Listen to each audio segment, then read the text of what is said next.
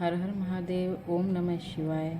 श्री शिव पुराण महात्म्य विद्वेश्वर संहिता अध्याय 18। तो भक्तों, अध्याय 18 में हम बंधन और मोक्ष का विवेचन, शिव पूजा का उपदेश, लिंग आदि में शिव पूजन का विधान, भस्म के स्वरूप का निरूपण और महत्व, शिव एवं गुरु शब्द की व्युत्पत्ति तथा शिव के भस्म धारण का रहस्य। ऋषि बोले, सर्वज्ञों में श्रेष्ठ सूत जी, बंधन और मोक्ष का स्वरूप क्या है, यह हमें बताइए। सूत जी ने कहा, महर्षियों, मैं बंधन और मोक्ष का स्वरूप तथा मोक्ष के उपाय का वर्णन करूँगा। तुम लोग आदर पूर्वक सुनो। जो प्रकृति आदि 8 बंधनों से बंधा हुआ है वह जीव बद्ध कहलाता है, और जो उन 8 बंधनों से छूटा हुआ है उसे मुक्त कहते हैं। प्रकृति आदि को वश में कर लेना मोक्ष कहलाता है। बंधन आगंतुक है और मोक्ष स्वतः सिद्ध है। बुद्ध जीव जब बंधन से मुक्त हो जाता है तब उसे मुक्त जीव कहते हैं। प्रकृति, बुद्धि, महतत्व, त्रिगुणात्मक अहंकार और 5 तन्मात्राएं, इन्हें ज्ञानी पुरुष प्रकृत्यादष्टक मानते हैं। प्रकृति आदि 8 तत्वों के समूह से देह की उत्पत्ति हुई है। देह से कर्म उत्पन्न होता है और फिर कर्म से नूतन देह की उत्पत्ति होती है। इस प्रकार बारंबार जन्म और कर्म होते रहते हैं। शरीर को स्थूल, सूक्ष्म और कारण के भेद से 3 प्रकार का जानना चाहिए।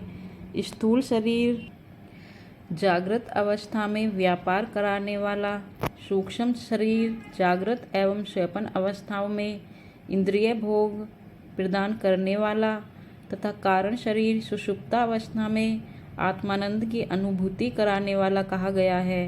जीव को उसके प्रारब्ध कर्मानुसार सुख दुख प्राप्त होते हैं। वह अपने पुण्य कर्मों के फलस्वरूप सुख और पाप कर्मों के फलस्वरूप दुख का उपभोग करता है।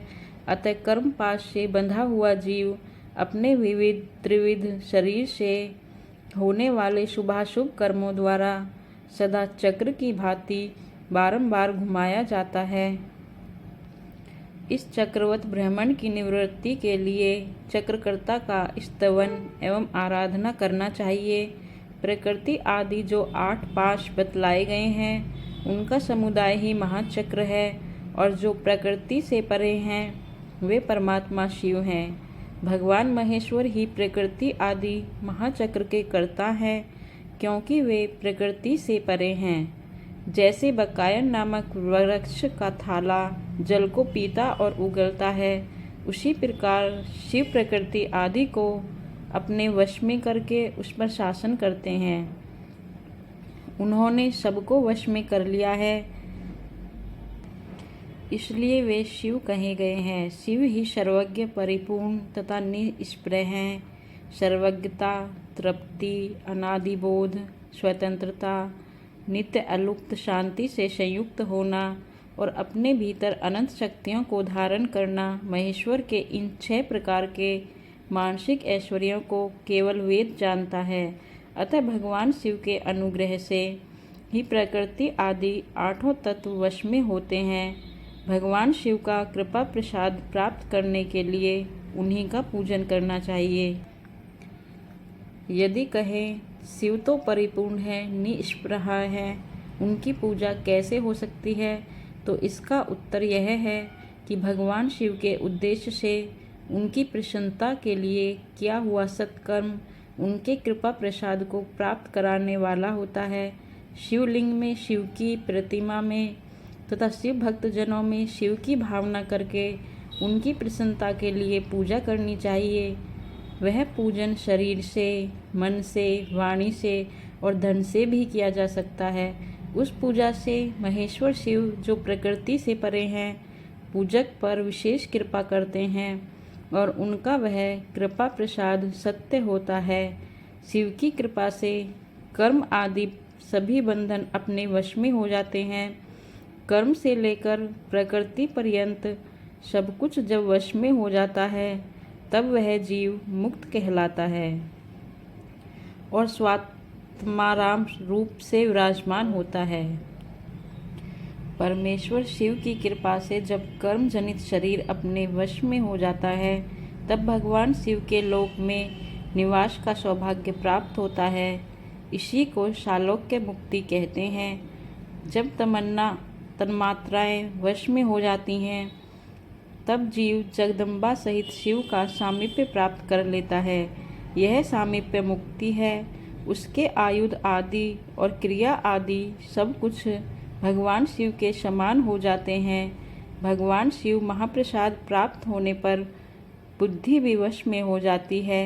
बुद्धि प्रकृति का कार्य है, उसका वश में होना शारिष्टिक मुक्ति कहा गया है। उन्हें भगवान का महान अनुग्रह प्राप्त होने पर प्रकृति वश में हो जाएगी।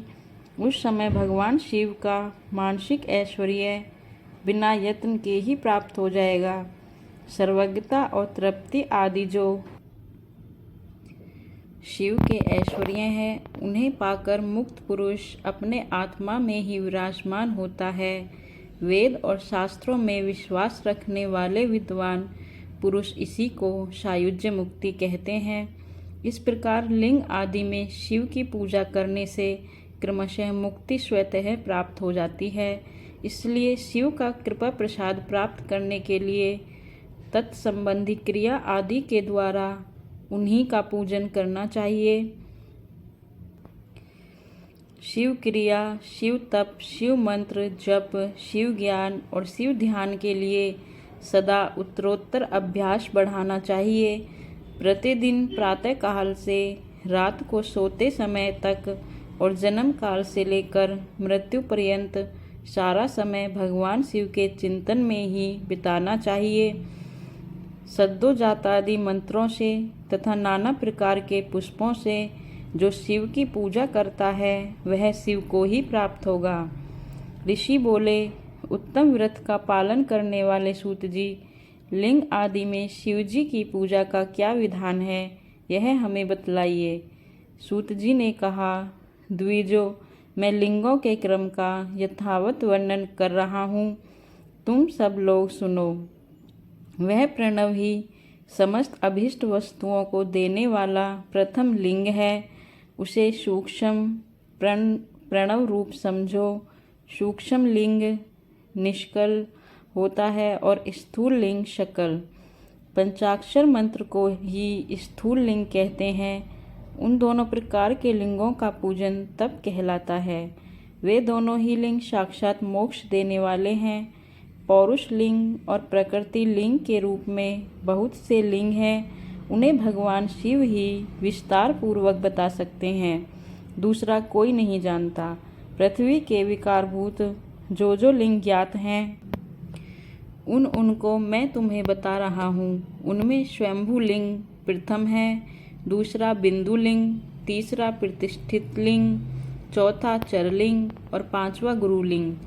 देव ऋषियों की तपस्या से संतुष्ट हो उनके समीप प्रकट होने के लिए पृथ्वी के अंतर्गत बीज रूप से व्याप्त हुए भगवान शिव वृक्षों के अंकुर की भांति भूमि को भेद कर नादलिंग के रूप में व्यक्त हो जाते हैं।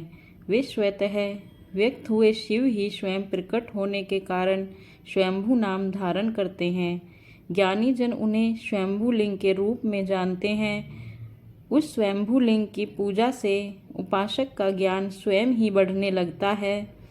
सोने चांदी आदि के पत्र पर, भूमि पर या वेदी पर अपने हाथ से लिखित जो शुद्ध प्रणव मंत्र रूप लिंग है, उसमें तथा मंत्र लिंग का आलेखन करके उसमें भगवान शिव की प्रतिष्ठा और आह्वान करें।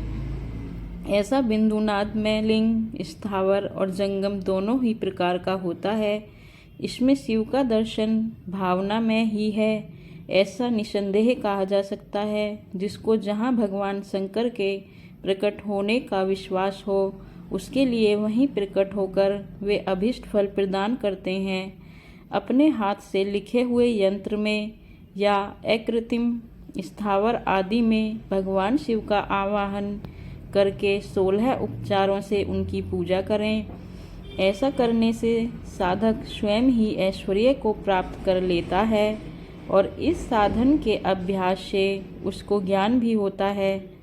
देवताओं और ऋषियों ने आत्मसिद्धि के लिए अपने हाथ से वैदिक मंत्रों के उच्चारण पूर्वक शुद्ध मंडल में शुद्ध भावना द्वारा जिस उत्तम शिवलिंग की स्थापना की है उसे पौरुष लिंग कहते हैं तथा वही प्रतिष्ठित लिंग कहलाता है। उस लिंग की पूजा करने से सदा पौरुष ऐश्वर्य की प्राप्ति होती है।